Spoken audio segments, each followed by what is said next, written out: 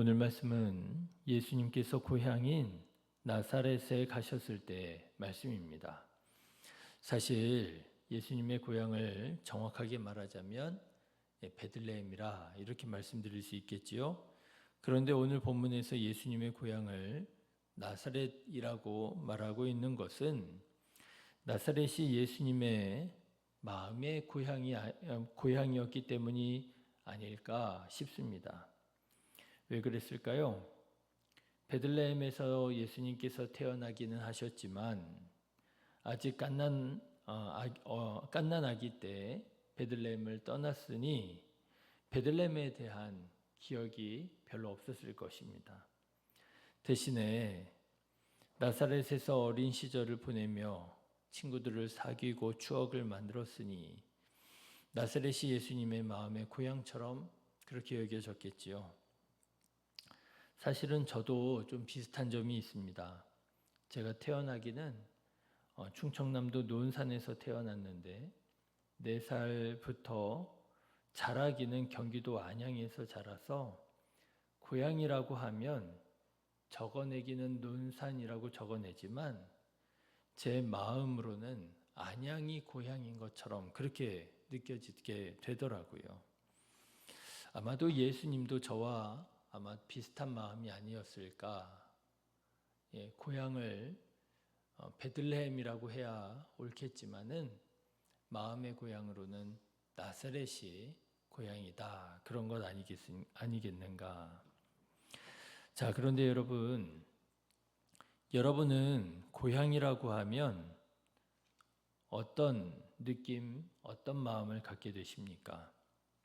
여러분의 고향은 어디이십니까? 참 이상한 것이요. 사람은 보통 고향이라고 하면 마음이 따뜻해지고 기분이 좋아지는 것 같아요. 나의 살던 고향은 꽃피는 산골 하는 노래가 있잖아요. 근데 참 신기한 것은 실제로 내가 살던 고향은 꽃피는 산골이 아니었다 할지라도 이 노래를 부르면 왠지 내 고향도 막 꽃피는 산골이었던 것 같고, 그리고 왠지 이 노래를 부르면 참 기분이 좋아지고 따뜻해지면서 공감이 되더라고 하는 것이죠. 왜 그럴까? 왜 사람들이 이렇게 고향을 따뜻하게 그리게 될까 생각해 봤는데요. 아마도 그런 거 아닌가 싶어요. 고향은 내가 어렸을 때 나를 있는 그대로 품어주고 인정해 주던 어른들이 있고요. 친구들과의 추억이 깃든 곳이 고향이기 때문이 아닐까 하는 생각을 해봅니다. 뭐 체면치레 할 거 없고요. 뭐 전략적으로 따질 필요 없고요. 그냥 때로는 고향 어른들에게 혼나기도 하고 개구진 말썽도 피우고 하지만 그랬지만 있는 그대로 받아주고 그리고 그렇게 받아주던 친구들이 있었던 곳, 그래서 고향이라고 하면은요, 마치 어머니의 품처럼 그렇게 우리가 따뜻하게 느끼고 기분이 좋아지는 것이 아닌가라고 하는 것입니다. 어쩌면 고향 나사렛으로 가셨던 예수님의 마음도 이렇게 따뜻해지지 않으셨을까 싶습니다. 고향에 가면 추억을 또 되새길 수 있고요. 친구들이 있고요.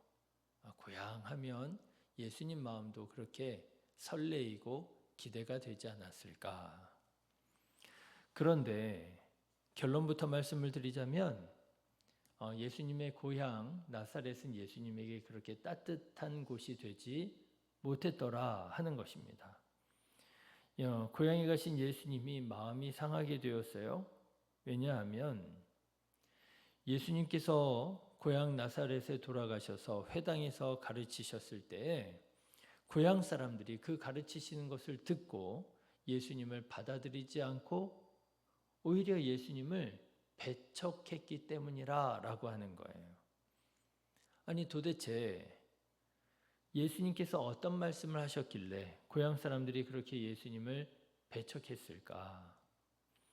물론 오늘 성경 본문은 예수님께서 고향 나사렛에서 어떤 말씀을 가르치셨는지 그 상세한 내용이 나오지는 않지만 아마도 추측해 보건대 천국 비유를 하시지 않았을까 그렇게 추측해 볼 수가 있겠습니다.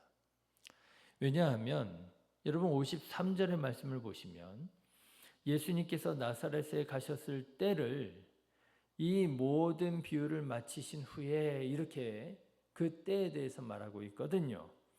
그런데 여러분 이 모든 비유가 무엇에 대한 비유였다고요? 천국에 대한 비유잖아요.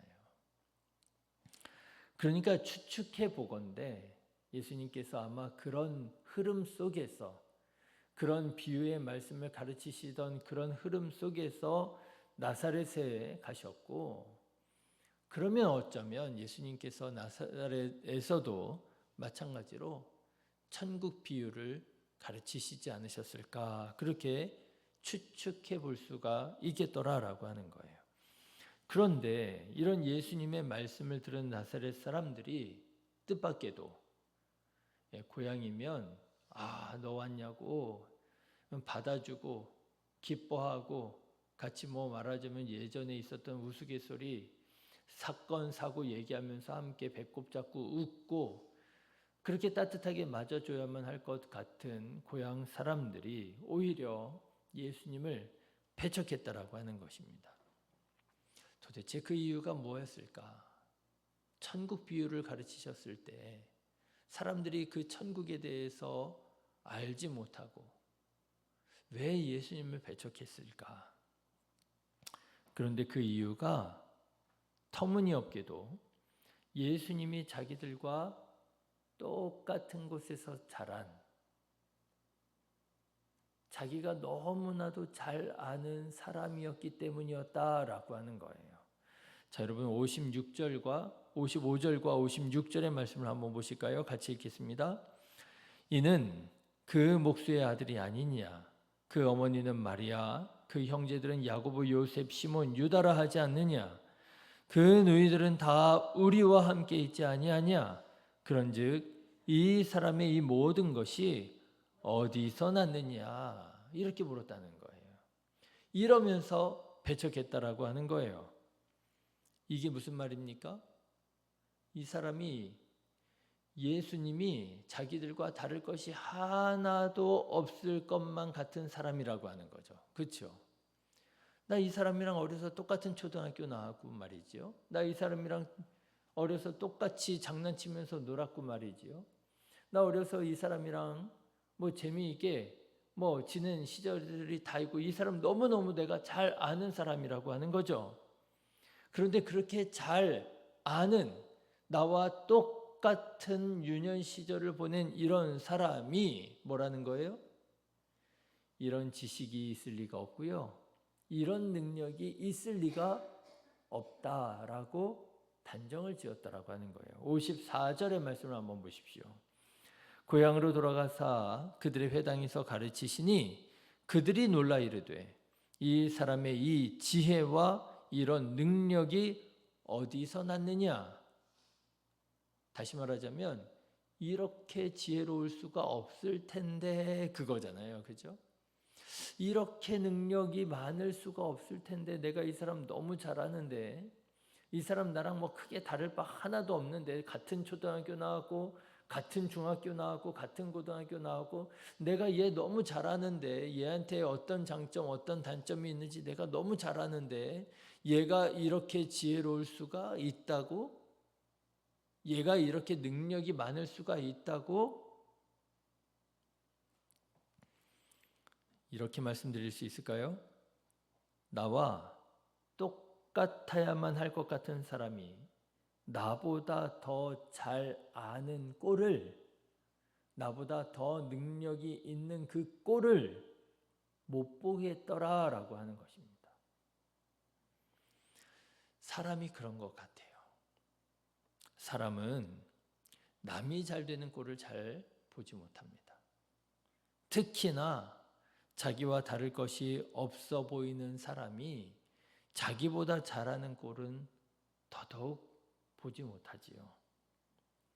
사실 마음을 꼭 이렇게 쓸 필요는 없습니다. 오히려 나와 비슷한 사람이 잘 되고 성공하면 능력이 많으면 칭찬해주고 축복해주고 그리고 나도 저렇게 되고 나도 저렇게 성공할 수 있다고 도전받고 그렇게 마음을 쓸 수 있거든요. 그런데 이상하죠? 사람은 보통 그렇게 마음을 쓰지 않더라고 하는 것입니다. 별로 건강한 생각, 건강한 표현은 아니지만 왜 여러분 우리나라에 이런 표현이 있잖아요. 여자의 적은 누구라고요? 여자라고요. 그렇죠? 굳이 비유로 말하자면 그런 거죠. 여자 마음 누가 잘 알겠습니까? 당연히 남자보다 여자가 더 잘 알지 않겠습니까? 한 사회를 살아가면서 여자가 얼마나 불편한 점이 많은지, 얼마나 좀 억울한 점이 있는지, 이 사회 안에서 여자가 살아가기에 어떤 면이 어떻게 불편하고 어떻게 힘들고 어떻게 어려움이 있는지 누구보다도 여자가 잘 알잖아요. 그런데 이상하지요? 여자가 잘 되는 꼴을 누가 보기가 어려워하느냐? 여자가 보기 어려워하더라고 하는 거예요. 여자가 성공하는 것을 누가 그렇게 배 아파하고 힘들어하느냐? 여자가 그렇게 배 아파하고 힘들어하더라는 거예요. 왜요? 자기랑 똑같은 사람이 자기보다 잘 되는 게 싫은 거예요. 그런 차원에서 보면 여러분 여자만 그렇습니까? 아니에요. 남자의 적도 남자더라고요. 그런데 이게 가만히 보면 여성과 남성의 문제가 아닙니다. 사람은 자기 생각에 자기와 비슷해 보이는 사람이 잘 되는 것을 싫어하더라고요. 오히려 자기랑 비슷한 사람이 자기보다 잘 될까 봐 은근히 견제하고 깎아내리고 음해하고 그게 사람이더라고요. 그렇습니다. 지금 누가 그런 짓을 하고 있느냐? 누가 그런 마음을 품고 있느냐?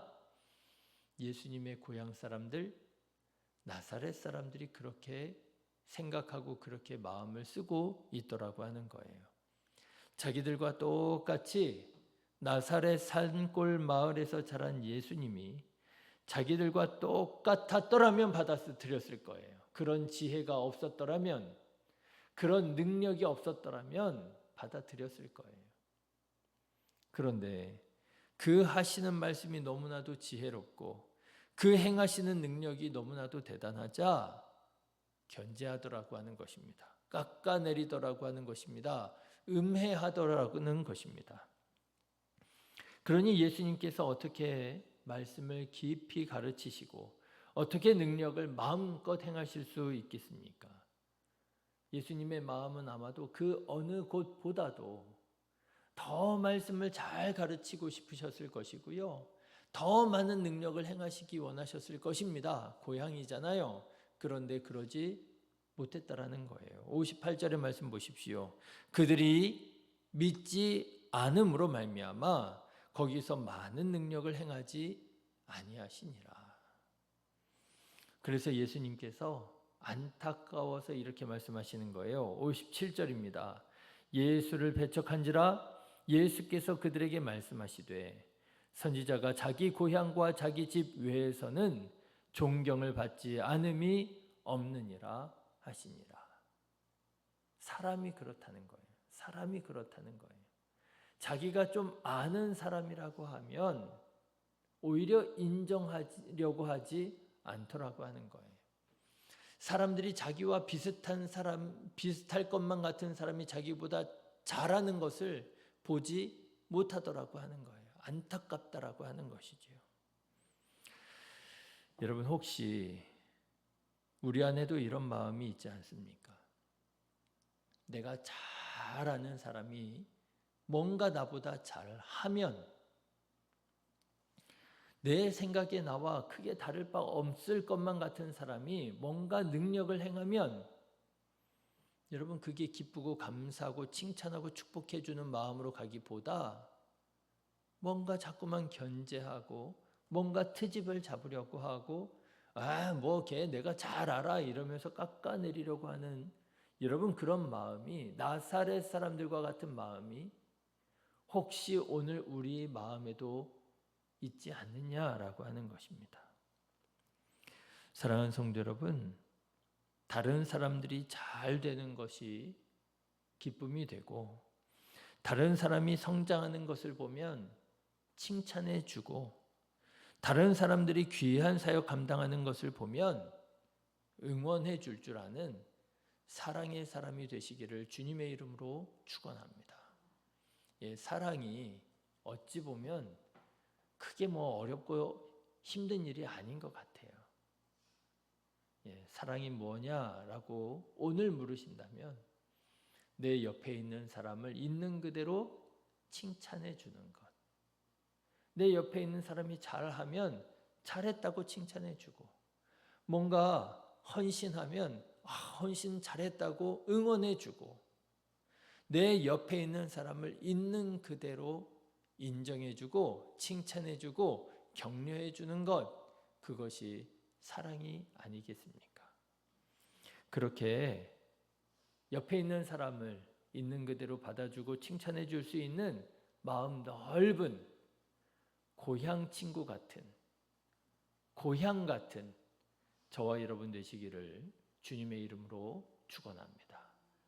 기도하겠습니다.